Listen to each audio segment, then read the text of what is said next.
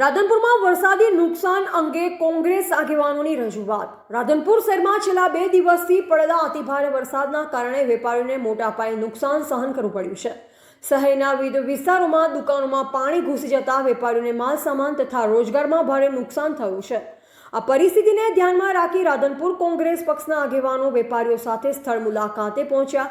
વેપારીઓ પાસે થયેલ નુકસાનની વિગતવાર માહિતી મેળવી અને નગરપાલિકા મુખ્ય અધિકારી સીઓ તથા મામલતદારશ્રીને લેખિતમાં રજૂઆત કરી, જેમાં વેપારીઓના થયેલા નુકસાનના કેશડોલ કરી તાત્કાલિક વળતર ચૂકવવા માંગણી કરવામાં આવી।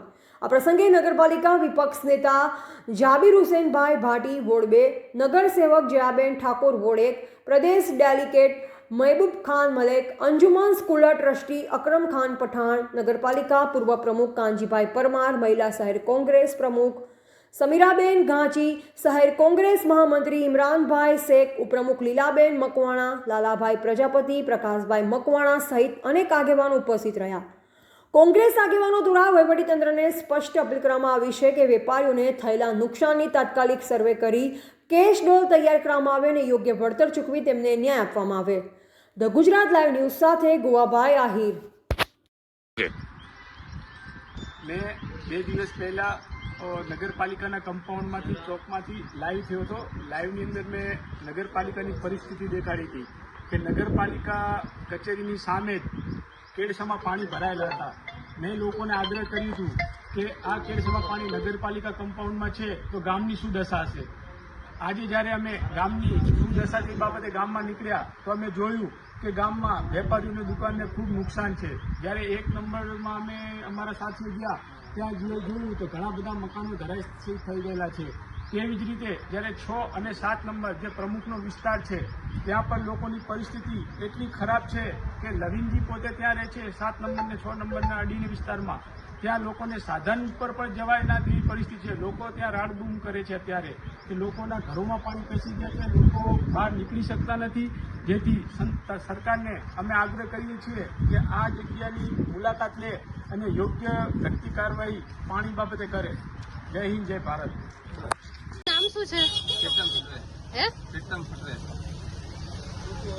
પ્રીતમ ફૂટવેર। અને પાણી દુકાનમાં કેટલા ટાઈમ સુધી રહ્યું હતું? 1 દિવસ। અને નુકસાન કેટલું થયું છે?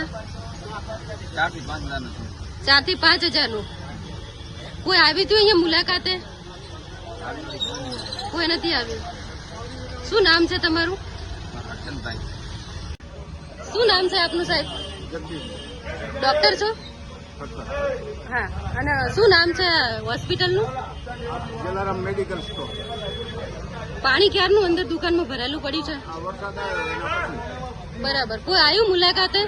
મુલાકાતે કોઈ નથી, કોઈ હજુ સુધી આવ્યું જ નથી। કોઈ તમારી માંગ ખરા અહીંયા?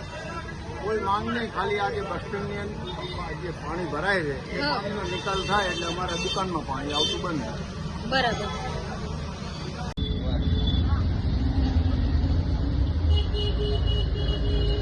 કોણ બેઠું છે અંદર? જમવા બેઠા છે? પાણી ભરેલું જ છે।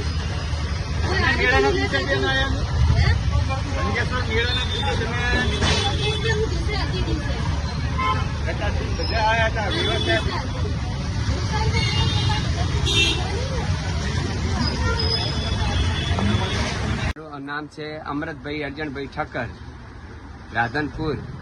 80 થી 90 હજારનું મારે નુકસાન આવ્યું છે। માલ મારે વધારે છે પણ 80 થી 90 હજારનું નુકસાન આવ્યું છે। આપણે વધારે કઈ નતું શું કરવાનું।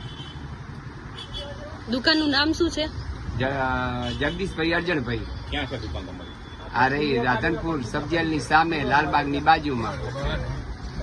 મુલાકાતે કોઈ હજુ સુધી આવ્યું નથી? અત્યાર સુધી કોઈ આવ્યું નથી। આ પહેલી વહેલી તમારી ટીમ આવી જ। શું તમારી સરકાર જોડે કઈ માંગ છે? હવે અમને અમારે આજે વળતર અમને આપે, જે નુકસાન થયું છે એ અમને મહેરબાની કરીને વળતર અમને આપે। અત્યાર સુધીમાં એક ટ્રેક્ટર ભરી અને તો મેં એના જ બહાર નખાયું। એ ટ્રેક્ટર આવશે એટલે મારે બીજું ટ્રેક્ટર મળવાનું। 80 થી 90 હજારનું મને નુકસાન છે, બરોબર। અત્યાર સુધી કોઈ આવ્યું નથી। આ પહેલવેલી તમારી ટીમ આવી છે એ જ કોઈ ખબર લેવા। કોઈ નથી આવ્યા બેન। આ પહેલવેલા તમે આવ્યા એ જ, બાકી કોઈ નહીં। અંદર જુઓ એકલું બધી ચારે બાજુ પાણી છે ને દુકાનોમાં આ બધા લગાતાર પાણી અને આ બધું બગડ્યું પડે. હવે હું એકલો ક્યારે લઉં? ત્યારે આ બધું જો અંદર જોતા આવો. આ બધું અંદર પાણી આ ઠેઠ સુધી આટલા રહ્યા ને આ બધા જોતા આવો. બધા આ બધું આજો આ બધું નુકસાન. કોઈ આવ્યું તું મુલાકાતે તમારી? કોઈ આ પહેલા તમે આયા, બાકી કોઈ આવ્યું નથી અત્યાર સુધી. આ પહેલા તમે આયા છો. કોઈ સવારનું કોઈ ખબર કાઢવા નથી આવ્યું. ગઈકાલે કોઈ ખબર કાઢવા નથી આવ્યું. અત્યારે આ તમે આયા એ પહેલા કોઈ ક્યાંથી આવ્યું નથી. આ દુકાન ખોલી 3 દિવસથી, ત્યારે તમે આ પહેલા વહેલા આયા છો. બાકી કોઈ નહીં. અનાજની જ દુકાન છે? અનાજની દુકાન છે.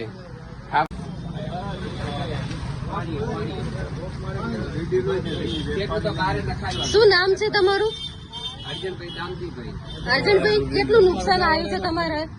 70 થી 80 હજાર બેન. 70 થી 80,000 નું? હા, આ બધું પલળી ગયું છે? બધું પલળી ગયું બેન. જો આ બાજુ જુઓ, બધું અંદર થી 20 કોઠરા તમે બારે